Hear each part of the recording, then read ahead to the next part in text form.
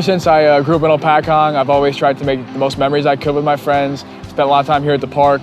I've been at the high school a lot too, actually. It's where I play a lot of sports, even growing up. And I've just tried to make the most fun out of it as I can. I love this town. Most of my memories with my friends are centered around sports. Growing up, to be honest, my whole life's been centered around sports. Whether growing up, I played football, basketball, baseball, soccer. When I was a kid, I definitely dreamed about being a professional athlete. I didn't really have a favorite sport growing up, but then once I got to middle school, basketball was definitely my favorite. And I always had the dream, like, of course, I want to go play at the NBA. That was my dream. I'd stay and watch basketball every night. Growing up with Andy, he was always one of the top competitors around in the school. He's one of the top athletes. So he's well respected by everybody. He's a friendly kid, so everybody gets along with him. But I always remembered, no matter what it was, he was very highly intense. He was always all about winning. Andrew Nee has been an amazing asset for us. He was a top performer as a freshman and a sophomore coming through our program, and we've been on a heck of a winning streak. We're about 46-1 over the last 6 years. And Andrew was doing great, and then he had a devastating injury. But Andrew is a fantastic young man who sustained a significant knee injury his junior year playing football. It was the second quarter, and actually the play before that, the quarterback threw a really deep pass to me, and I dove out and I just missed it. I remember I was gassed going back to the huddle. Play call was blue 68 key pass, and I know that play is kind of set for me. So, okay, here I go, whatever, I have one more play in me, I know it. And as I was running, there was a cornerback coming straight at me, and there was a linebacker coming from the side, and I was trapped by the sideline, so I really didn't have anywhere to run. The cornerback came straight down, and his shoulder pad went right into my knee. It was a brand new turf field. My foot planted in the ground, my knee twisted, it caved. I fell on it. I felt a lock, a pop, and I felt a rubber band snap in my knee all at the same time. He tore his ACL, his PCL, and his medial collateral ligament, so essentially dislocated his knee.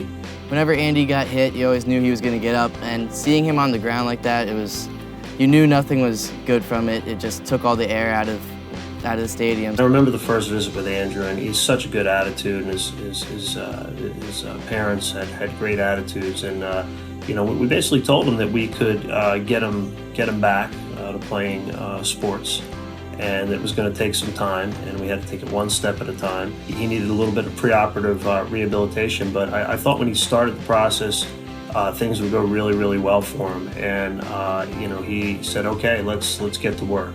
20 years of doing this, I've seen a lot of different injuries, and by far the worst injury I think I've seen was Andrew's injury. Fortunately for us, we've got a great working relationship with the Orthopedic Institute in New Jersey. They do a great job seeing our athletes getting in as soon as possible. We were in constant contact, myself and Dr. DeFalco, about what the course of action is with Andrew, what they're going to do on their end, and how everything's going to progress. Andrew had a great support staff, and his parents were terrific, and he had a really good physical therapist, and he had an excellent athletic trainer who looked after him, in school.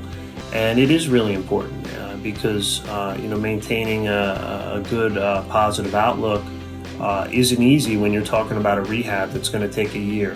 What they can do and the level of individual care they can provide somebody, it just does wonders for their athlete and their psyche.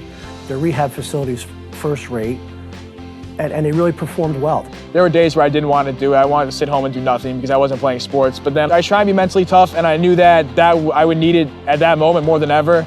I push myself every day. The harder I work now, it'll be more rewarding for me in the end, and that definitely came true. For a young man who's 17 years old, I thought Andrew had, incredible focus in terms of, trying to set goals, obtaining his goals. His goal was to start his opening night senior year basketball game, and to see that smile on his face, and to know how hard that kid has worked to come on, step on the court, his first basketball game of his senior year, and make an impact on the team in a win was a great situation to be part of.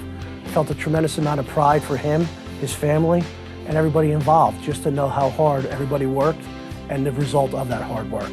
I didn't know how he would respond from the two major surgeries that he had. But I gotta tell you, him coming back it's an amazing, I'm a believer. And I think the kids are believers in Andrew because not only does he perform at a tremendous high level, but his leadership role is one where kids gravitate towards. I knew I had to prove myself. I was looking forward to the challenge. After this, I definitely viewed myself as more of a mentally strong person, and now I can do all those things. Now I can go out there. I know I can run fast again. I know I can play basketball. I'm confident in what I do. I think he's really in a good place now to move on with the rest of his life, and you know, exciting to see a young fellow like that with his whole future ahead of him. I'm just looking forward to, you know, the strength that it built me and what I can do with that and how it correlates in the future.